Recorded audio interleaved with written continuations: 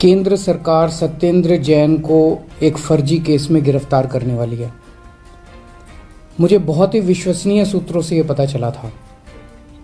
कल उन्हीं सूत्रों से सूचना मिली है कि अगले कुछ दिनों में केंद्र सरकार मनीष सिसोदिया को भी गिरफ्तार करने जा रही है। पता चला है कि केंद्र सरकार ने सभी जांच एजेंसीज को मनीष सिसोदिया के खिलाफ कोई ना कोई फर्जी केस तैयार करने को कहा है।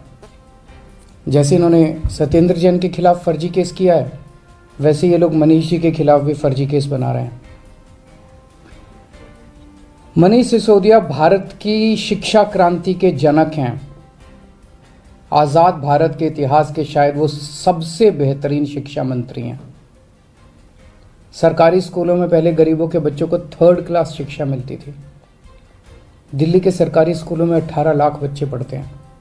इन सभी बच्चों का भविष्य अंधकार में था। मनीष जी ने इन बच्चों को अच्छे और सुनहरी भविष्य की उम्मीद दी है। मनीष जी ने इनके माता पिता की आंखों में चमक दी है। आज मैं उन 18 लाख बच्चों से पूछना चाहता हूं, बच्चों, क्या आपके मनीष सिसोदिया भ्रष्ट हैं?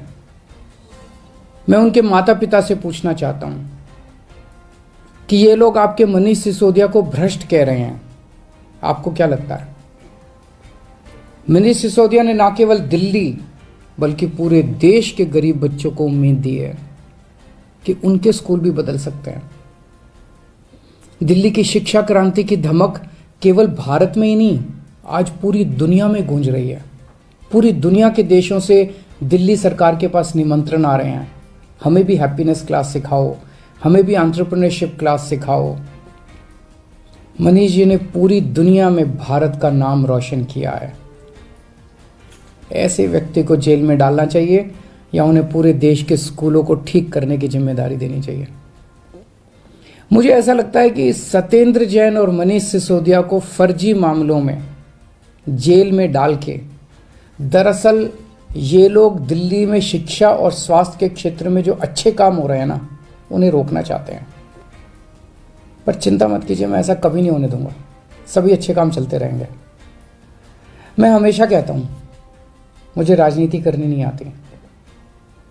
मनीष को और सत्येंद्र को जेल में डालने के पीछे इन लोगों की क्या राजनीति है, मुझे नहीं पता, मुझे समझ नहीं आता। मुझे केवल ये पता है कि मनीष और सत्येंद्र जैसे लोगों को जेल में डालने से केवल देश का नुकसान है। अगर मनीष और सत्येंद्र भ्रष्ट हैं तो फिर ईमानदार कौन है?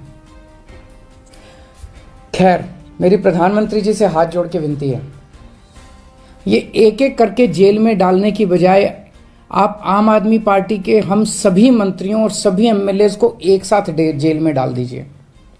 सारी जांच एजेंसीज को बोल दीजिए कि एक साथ सारी जांच कर ले। आप एक एक मंत्री को गिरफ्तार करते हो, इससे जनता के कामों में बाधा होती है।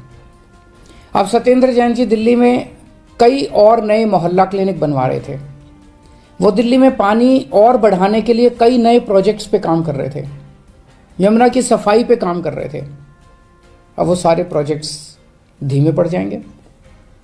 जिस केस में उन्हें गिरफ्तार किया है आपने, उसकी जांच पहले ही सीबीआई और इनकम टैक्स वाले कर चुके हैं। उन्हें कुछ नहीं मिला क्योंकि केस तो फर्जी है, उसमें कुछ है ही नहीं। अब उसी केस की दोबारा जांच ईडी कर रही है।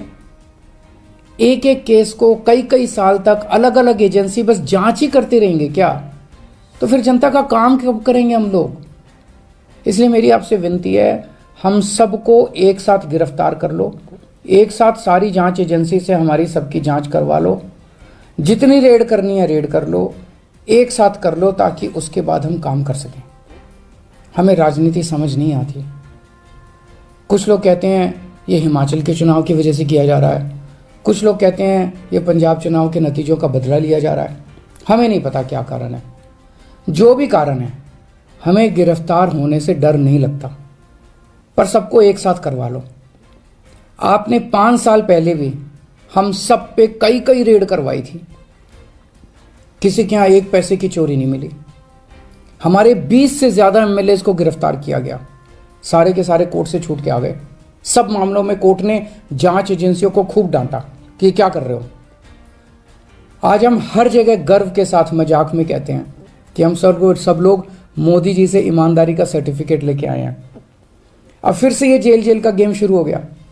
तो हमारी आपसे हाथ जोड़ के बस एक विनती है, हम सबको एक साथ गिरफ्तार करके सारी जांच करवा लीजिए। मुझे पूरा विश्वास है एक बार फिर से हम आपसे देश की सबसे ईमानदार और देशभक्त पार्टी का सर्टिफिकेट लेके जाएंगे। जय हिंद।